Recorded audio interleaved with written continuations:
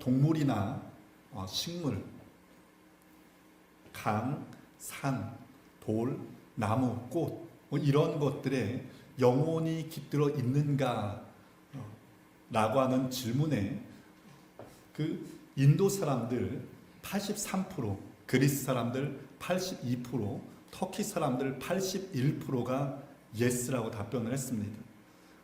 성인들 60% 이상이 크리스천인 이 미국 사람들은 57%, 한국 사람들은 42%, 이스라엘 사람들이 28%나 예스라고 답변을 했습니다.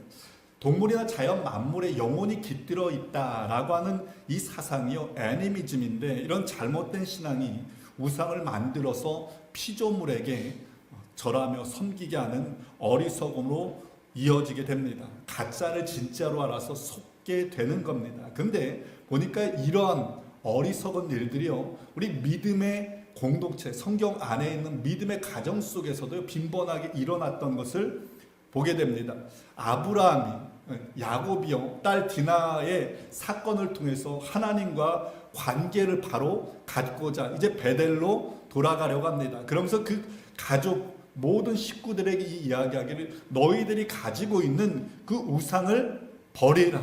그랬더니 그 가족들이 아브라함에게, 야곱에게요, 자기가 가지고 있었던 그 우상들을 줍니다. 그리고 야곱이 그 모든 우상들을요, 상수리 나무 땅 아래 파묻었다라고 그렇게 성경은 이야기를 합니다.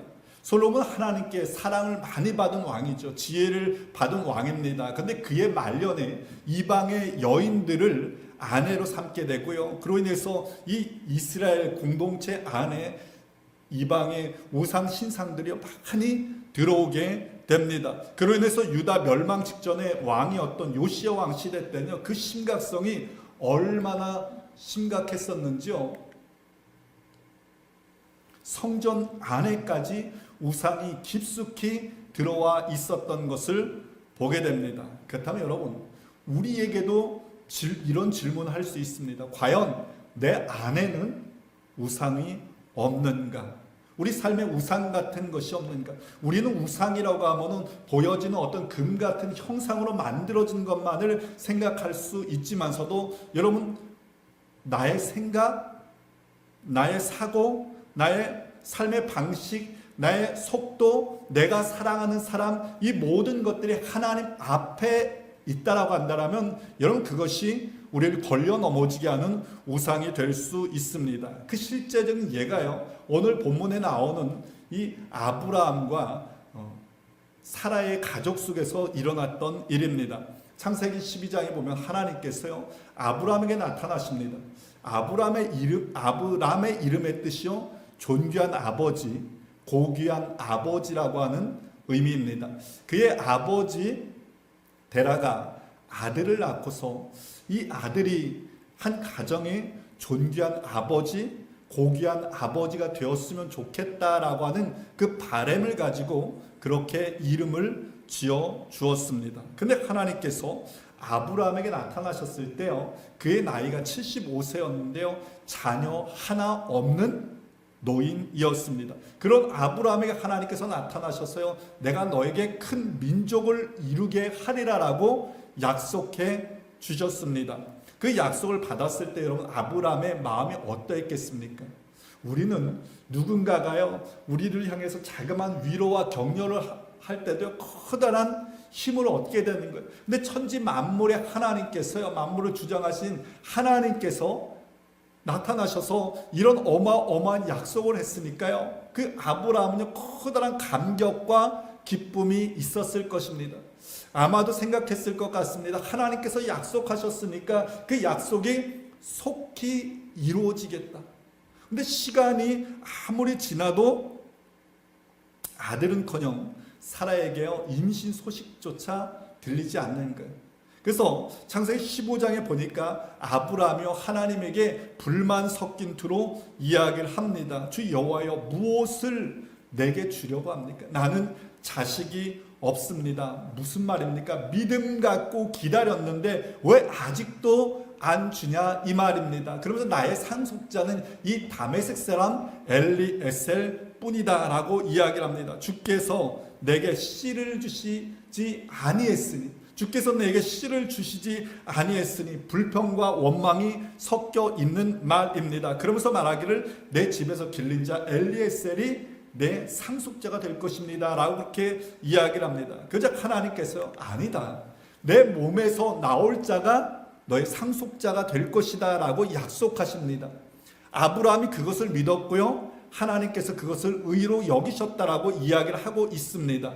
근데 시간이 또 흐릅니다. 그래서 아브라함이 86세가 되었어요. 근데도 여전히 자식이 없었습니다. 아브라함에게요, 먼저 약속하신 분이 하나님이세요. 하나님 먼저 약속하셨는데요, 지금 11년이 지났는데도요, 하나님께서요 그 약속을 지키지 않았던 겁니다.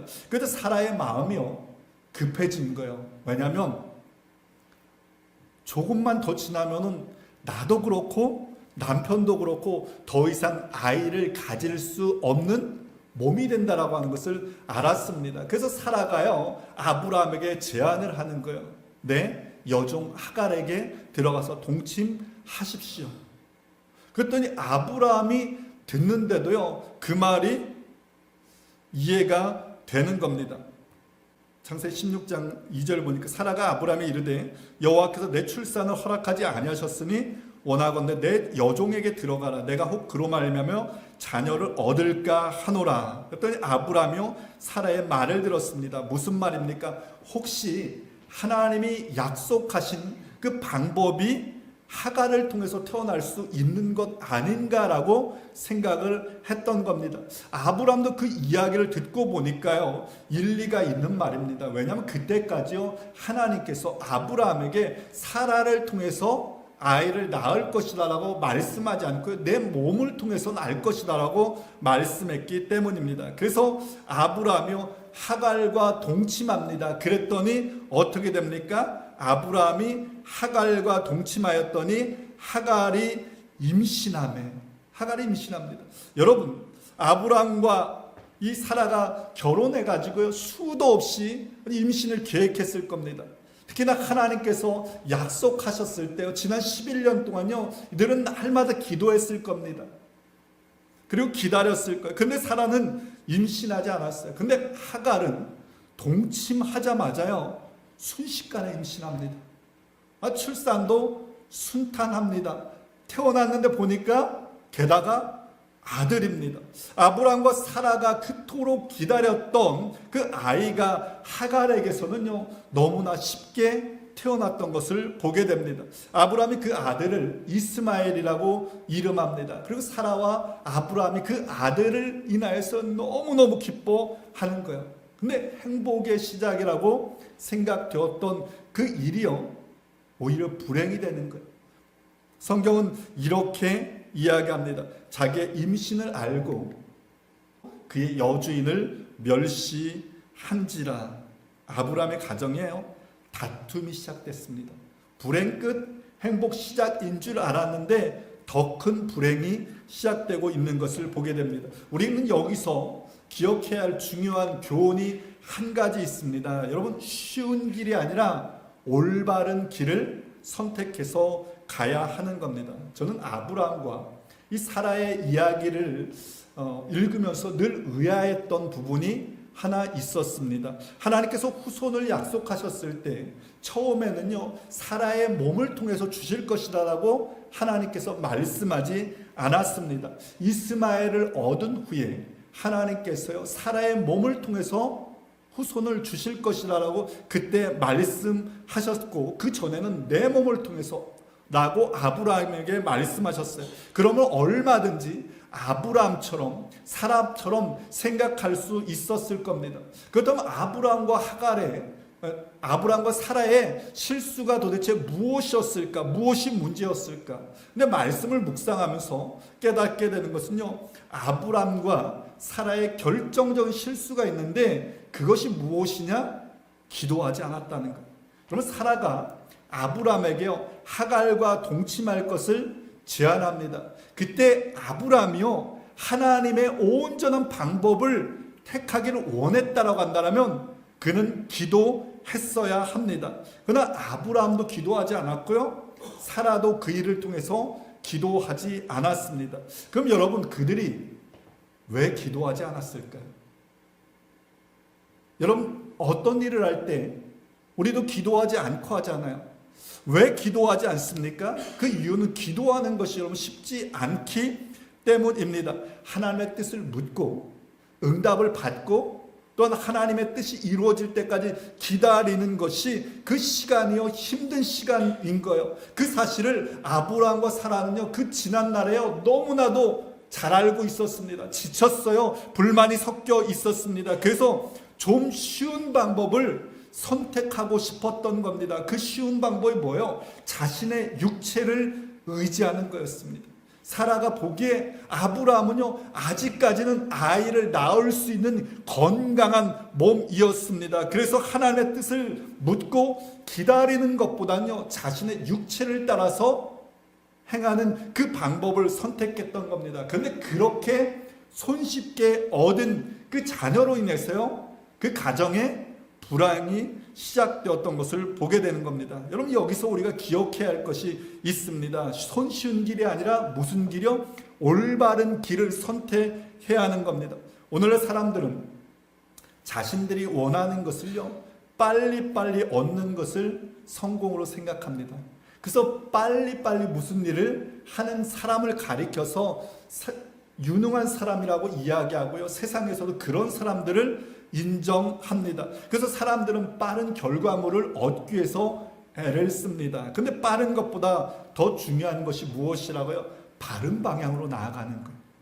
지난 주간에 퀸즈 한인교회에서 멈춤의 신학이라고 하는 세미나가 열렸습니다. 저는 그 세미나에 참석하지 못했는데 아멘넷에 그 전문이 실려져 있어서 제가 그것을 보았습니다.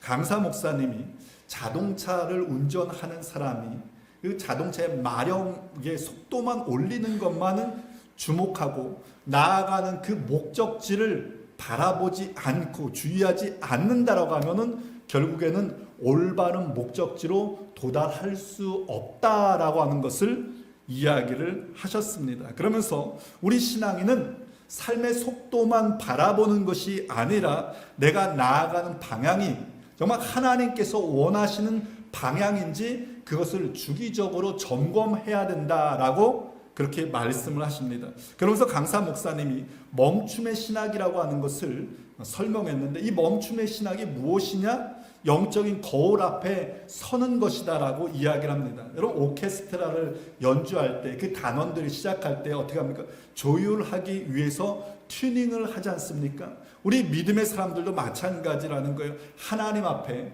우리 자신의 영혼을 튜닝할 수 있는 그 시간이 필요하다라고 그렇게 강조를 하시는 거예요. 그러면서 고대에서 그 수도사들이 행했던 문고리 기도법, 영성훈련법 하나를 소개해 주셨습니다. 뭐냐면은 이 고대 수도승들이요, 집을 나가기 전에 그 문고리를 잡고서 그런 기도를 했다는 거예요. 하나님, 내가 오늘 나아가는 이 걸음이 맞는 방향입니까? 라고 하면서 잠깐 멈추면서 하나님 앞에 기도했다고 합니다. 여러분, 이런 작은 멈춤이 우리를 계속해서 하나님이 원하시는 방향으로 나아갈 수 있다라고 설명해 준 겁니다. 근데 아브라함은요, 하나님 앞에 멈추어서 자신이 나아가는 그 방향이 옳은 방향인지를 물어보지 않았던 거예요. 그 결과 자신의 가정에 커다란 아픔이 시작됐고요,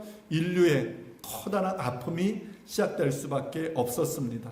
현대를 살아가는 믿음의 사람들에게 있어서 여러분, 반드시 필요한 게 바로 이 멈춤의 시간이 아닌가 생각됩니다. 오늘날 현대인들은요, 너무 빨리빨리 나가는 것만에 포커스합니다. 그래서 그것이 안 되면 하나님을 의심합니다. 불평합니다. 낙심합니다. 내가 잘못 가고 있는 것, 내가 뒤처져 있는 것 아닌가라고 생각합니다. 그래서 바른 방법보다는 빨리 나아가는 방법에, 그 유혹에 우리가 넘어 갈 때도 종종 있다 이 말입니다. 그러나 여러분 기억하시 바랍니다. 쉽게 얻는 것은 가짜일 수 있습니다. 쉽게 얻는 것은 불행의 시작이 될 수 있습니다. 하나님의 약속은 있는데 여러분 삶 가운데 아직 이루어지지 않아서 답답해하는 것 혹시 있습니까? 이제 아이들이 방학을 하면은 집에 옵니다. 그럼 아이들이 좀 부모의 마음대로 좀 이제 대학교도 좀 가고 했으면은 아이들이 좀 자기 할 일 좀 잘하고 뭐 등등 했으면 좋겠는데 뭐 아이들 뭐 집에 와서 늦게 일어나고 등등 뭐 그렇게 할 수 있습니다. 그래서 그 아이들을 볼 때면 쟤는 왜 저렇게 행동하나 라고 하는 그런 마음들이 생길 수 있습니다. 그때 잠깐 여러분 우리 자녀를 향해서도 나의 생각을 좀 멈추고 자녀를 향해서 하나님의 마음으로 바라볼 수 있었으면 좋겠습니다. 그리고 격려할 수 있었으면 좋겠습니다. 넌 크게 될 거야. 하나님이 너를 향해서 크게 계획하고 있을 거야. 우리 함께 믿음 생활하는 믿음의 동료들 아니면 직장 동료들 우리가 바라볼 때 아니 왜 저렇게 하나라고 생각되는 분들도 있을 수 있습니다. 여러분 그들도 하나님의 눈으로 바라보고 위로하고 격려해 줄 수 있기 바랍니다. 그러면서 우리가 빠른 길이 아니라 바른 길을 선택해 나갈 수 있기 바랍니다. 인간적인 방법이 아니라 하나님의 방법을 선택해 나갈 수 있기 바랍니다. 조급함이 아니라 하나님의 때를 기다리며 나아가는 우리 모두 되어질 수 있기를 주님의 이름으로 축원을 드립니다. 하나님의 약속보다 아브라함은요 손쉬운 방법을 선택합니다. 그 결과가 뭐예요? 육신의 아들 이스마엘을 얻었습니다. 그때 아브라함의 나이가요 86세입니다. 그리고 창세기 16장은요 이것을 밝히면서 끝이 나고 있습니다. 그러면서 바로 이어지는 창세기 17장 1절에 이렇게 이야기하고 있습니다. 아브라함이 99세 때에 여호와께서 아브라함에게 나타나셨다라고 이야기를 하고 있습니다. 불과 한 절 사이인데요 아브라함이 86세에서 99세가 된 것 13년이 흘러버린 겁니다. 그런데 이 13년 동안에 성경은 아무 이야기를 하고 있지 않습니다. 침묵하고 있는 거예요. 여러분 이 13년은요 하갈이 이스마엘을 출산했고요. 이스마엘이 태어나서 어린 시절을 보내고 청소년기를 보내는 시간입니다. 그런데 성경은요 그거에 대해서 침묵하고 있음을 보게 됩니다. 하나님께서 13년 동안 침묵하셨던 거예요. 그 이유는 하나님의 약속보다 자신의 육체를 의지함으로 이스마엘을 낳은 것에 대한 침묵이었습니다. 또 다른 이유는 무엇이냐? 그 13년 동안요 아브라함이요 하나님을 떠나 있었기 때문에 하나님과 교제할 수 없었던 시간입니다. 아브라함은 13년 동안 누구를 바라본 거예요? 이스마엘만 바라보며 살았던 겁니다. 여러분 한번 보세요. 평생 기다리던 아이인데 86세 때 얻은 거예요. 증손주 같은 아이인데 나의 아이를 얻은 겁니다. 얼마나 기뻤겠습니까? 보면은 손주를 바라보는 할아버지 할머니의 뭐 보면요 아주 그냥 온통 손주 가득 차 있습니다. 뭐 핸드폰에 보면요 손주 사진 비디오가 가득 차 있습니다. 입에는요 뭐 손주 자랑이 가득 차 있습니다. 그 생각에는 손주로 가득 차 있는 온통 손주로 가득 차 있습니다. 근데 아브라함이 증손주를 바라볼 나이에 그 아기를 품에 안았으니 어떠했겠습니까? 그 마음이요 온통 이스마엘로 향해 있었던 겁니다. 매일매일 아마 이게 꿈이야 생시냐 하면서 구름 위를 걸어갔을 겁니다. 그러니까 그 시간은요 하나님이 침묵하셨던 그 시간이 아니라 아브라함이 하나님을 바라보지 못하고 이스마엘만 바라보던 시간이었고요. 그로 인해서 하나님의 음성을 들을 수 없었던 거예요. 얼마나 이 이스마엘에 빠져 있었는지요. 17장에서 하나님께서 아브라함에게 다시 나타나셨어요. 너는 이름을 아브라함에서 열국의 아버지 아브라함으로 바꾸어라. 사레는 열국의 어머니 사레로 바꾸라라고 이야기할 때요, 하나님께서요 그렇게 말씀하셨을 때 아브라함이 어떻게 합니까? 웃습니다. 그러고서는 이야기하는 거예요. 하나님, 이스마엘이나 살게 해주십시오. 하나님, 이스마엘이면 충분합니다. 더 이상 나 다른 거 필요 없습니다. 이 아들만 하나님 잘 살게 해주십시오. 하나님께서는요 이삭을 약속하셨는데, 언약의 아들 이삭을 약속하셨는데 아브라함은 이스마엘에 만족한다라고 이야기를 하고 있습니다. 왜요? 이스마엘은 눈에 보이고 손에 잡히는 자녀였지만서도 이삭은 보이지 않고 손에 잡히지 않는 불가능한 자녀였기 때문입니다. 내 눈앞에 보이는 이스마엘이요 아브라함에게 하나님과의 관계 13년 동안 멈추게 하였던 것을 보게 됩니다. 그리고 그 이스마엘이요 언약의 아들 이삭을 얻는데 장애물, 가로막는 장애물이 되었던 것을 보게 됩니다. 근데 여러분, 이 모습이요 우리의 모습일 수 있습니다. 내가 너무 잘 돼서, 내가 너무 형통해서 하나님과 교제할 시간이 없다라고 한다면 여러분, 그 형통이요 우리에게 이스마엘이 될 수 있습니다. 내 자녀가 정말로 착하게 잘 커지고 원하는 학교에 들어가 자녀를 위해서 해야 될 그 기도를 멈춘다라고 한다면 여러분, 그것이 나의 이스마엘이 될 수 있습니다. 내가 연약할 때는 날마다 건강을 위해서 기도했는데 내 건강해져서 그 기도를 멈춘다라고 하면 그것이 바로 나의 이스마엘이 될 수 있습니다. 저 같은 목회자들이 너무 목회가 잘 돼서 정말 하나님과 영적으로 교통하는 것을 중단하고 소홀히 하고 교회 성장만, 부흥만 포커스를 둔다면 그것이 저 같은 목회자들에게 있어서는 이스마엘이 될 수 있는 겁니다. 이러한 것들이 바로 하나님과 우리의 관계를 멀어지게 하는 우리의 이 우상이 될 수 있다 이 말입니다. 우리는 약속의 자녀 이삭이 아닌 여러분 이스마엘만으로도요 얼마든지 기뻐할 수 있는 사람들입니다. 왜냐하면 우리는 어리석기 때문입니다. 그래서 하나님 지금 너무 좋습니다, 만족할 수 있습니다. 그러나 여러분, 하나님은 우리에게요 나만 기뻐하는 이스마엘이 아니라 열방이 함께 즐거워하는 이삭을 약속하고 있음을 여러분 기억하시기를 바랍니다. 양식이 있고요 씨가 있습니다. 양식은 나만 먹고 배부를 수 있는 것, 내 가족만 먹고 배부를 수 있는 게 양식입니다. 근데 씨는 달라요. 씨는요 우리 이웃이 함께 먹을 수 있는 겁니다. 열방이 함께 먹을 수 있는 게 바로 씨입니다. 하나님께서 저와 여러분들에게 그리고 우리 주님의 교회에 두신 비전은 양식이 아니라 씨입니다. 열방이 우리를 통해서 하나님의 복을 누리는 비전입니다. 하나님의 복이 여러분들을 통해서 열방으로 흘러가는 것을 하나님께서 꿈꾸고 있음을 여러분 기억할 수 있기를 바랍니다. 그러므로 나 혼자 복을 누리는 것에 만족하지 않기 바랍니다. 내 가정이 잘 되는 것, 여러분 그것에 만족하지 않기 바랍니다. 저 같은 목사들 내 교회만 부흥하는 것에 만족해서는 안 됩니다. 그것이 이스마엘이고 우상이 될 수 있기 때문입니다. 열방을 향한 여러분 하나님의 비전을 붙잡고 나아갈 수 있기를 바랍니다. 바라기는 나의 이스마엘을 끊어버리고 이삭을 향한 하나님의 비전을 품고 믿음으로 전진해 나가는 우리 모두가 되어질 수 있기를 주님의 이름 간절히 축원을 드립니다.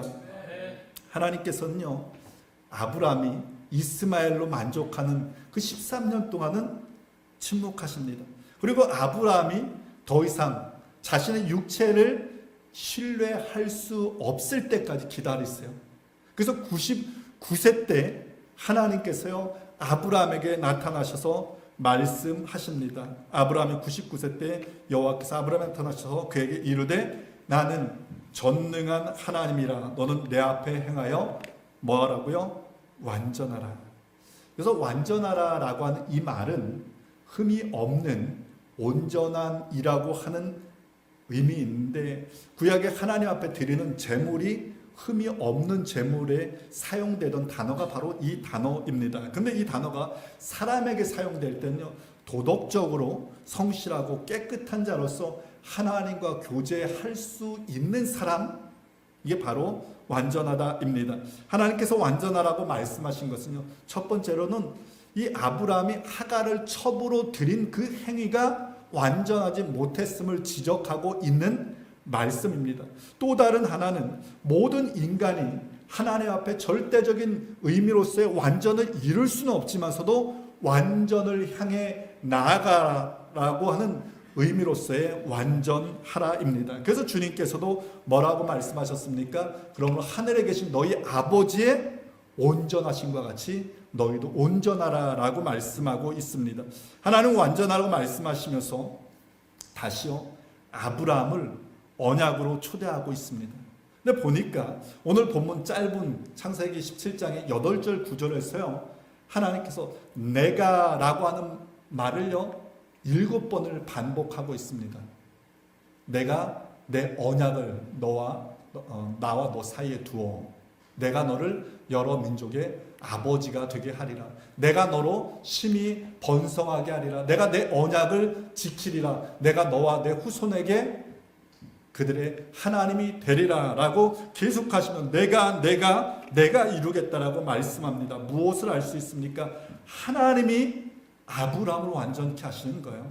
하나님이 아브라함의 삶의 주인이 되시고 그의 삶을 인도해 가신다라고 하는 것을 이야기를 하고 있습니다. 아브라함이 의로와서가 아니라요, 하나님께서 그분의 완전하심으로 아브라함을 이끌어 가시고 있음을 보게 되는 겁니다. 여러분, 마찬가지로 우리의 완전함이 아니라 하나님께서 우리를 완전의 길로 인도해 가시는 겁니다. 그로 인해서 하나님께서 우리를 당신이 기뻐하시는 자녀로 빚어 주시는 겁니다. 그럼 여러분, 하나님이 우리를 완전히 이루게 하시는데 우리가 해야 할 일은 그럼 무엇입니까? 그냥 가만히 손 놓고 있으면 되겠습니까? 저는 그 해답을 3절에서 얻었습니다. 뭐라고 이야기하고 있습니까? 그러나 나의 종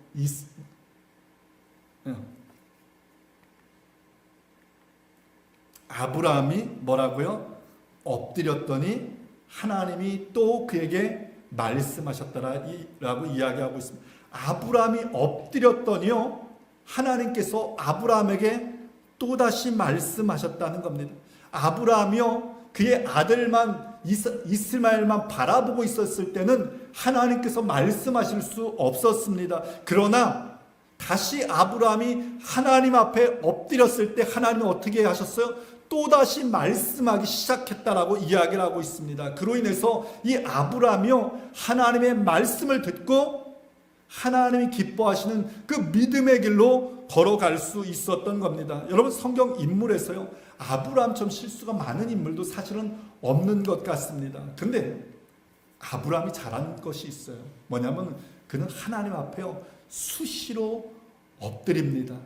그는 때마다 제단을 쌓고요, 하나님 앞에 예배를 드립니다. 그는 수시로 하나님 앞에 엎드렸고요, 하나님의 음성을 들었습니다. 그로 인해서 그는 조금씩 하나님이 원하시는 완전한 사람으로, 믿음의 사람으로 빚어져 갈 수 있었던 겁니다. 그리고 성경은 그렇게 엎드렸던 아브라함의 삶을 가리켜서요, 이렇게 이야기를 하고 있습니다. 이에 경에 이른바 아브라함의 하나님을 믿음에 이것을 의로 여기셨다는 말씀이 이루어졌고, 그는 하나님의 무엇이라고요? 벗이라 칭함받았다라고 이야기를 하고 있습니다. 이사야 선지자가 이렇게 이야기하고 있습니다. 그러나 나의 종 너 이스라엘아, 내가 택한 야곱아, 나의 벗 아브라함의 자손아라고 이야기를 하고 있습니다. 믿음의 조상이라고 불리는 아브라함, 그가 하나님께서 의롭게 하셨고요, 하나님 앞에 엎드렸더니 하나님이 기뻐하시는 벗이라 칭함받을 수 있었던 겁니다. 여러분, 믿음의 조상이라고 불리는 아브라함이 이처럼 수많은 약점을 가지고 있었다라면 저와 여러분도 얼마나 더 많은 약점이 있겠습니까? 그러나 여러분, 우리가 하나님 앞에 엎드리고 예수 그리스도의 그 십자가 은혜 앞에 엎드린다라고 하면 하나님께서도 저와 여러분을 하나님이 기뻐하시는 완전한 사람으로, 믿음의 사람으로 빚어가실 것을 믿으시기를 간절히 축원을 드립니다. 짐 콜린스가 쓴 Good to Great, 좋은 기업에서 위대한 기업으로라고 하는 제목의 책이 있습니다. 이 책에서 이 good이라고 하는 것은 좋은 것이고요, great은 위대한 것입니다. 그런데 이 저자는 이야기하기를 great, 위대한 것의 가장 큰 적이 무엇이냐? 좋은 것이다.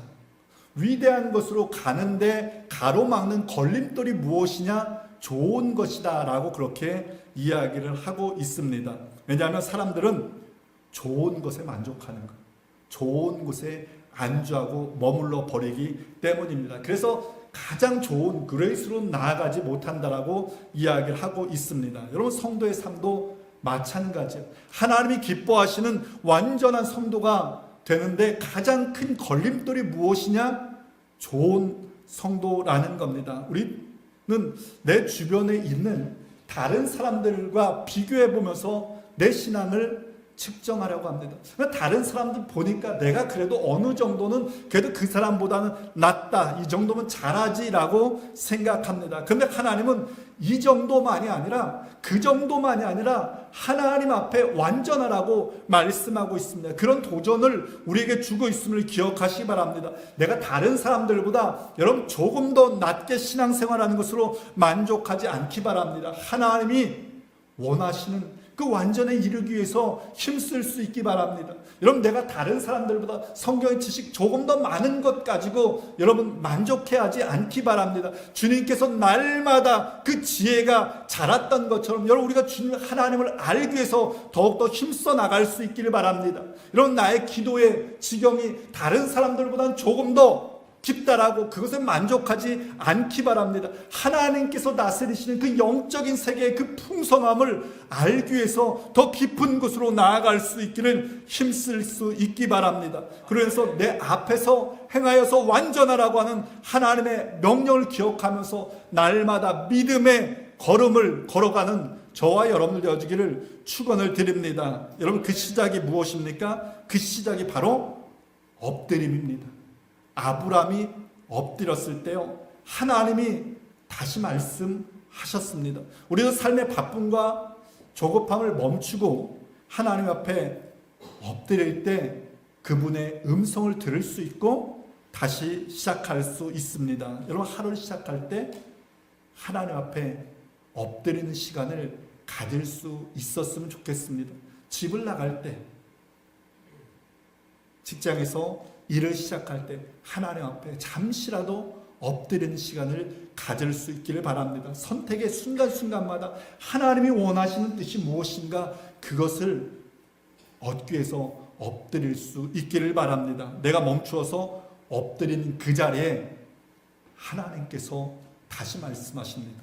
하나님께서 우리에게 지혜를 주시고 그로 인해서 우리가 하나님이 기뻐하시는 믿음의 사람으로 빚어져 갈 수 있습니다. 바라기는 우리 모두 이스마엘이 아닌 이삭을 향해, 좋은 성도가 아닌 위대한 성도를 향해 오늘도 하나님 앞에 엎드려 주의 뜻을 구하며 믿음의 경주를 계속해 나가는 저와 여러분들 되어질 수 있기를 주님의 이름으로 간절히 축원을 드립니다.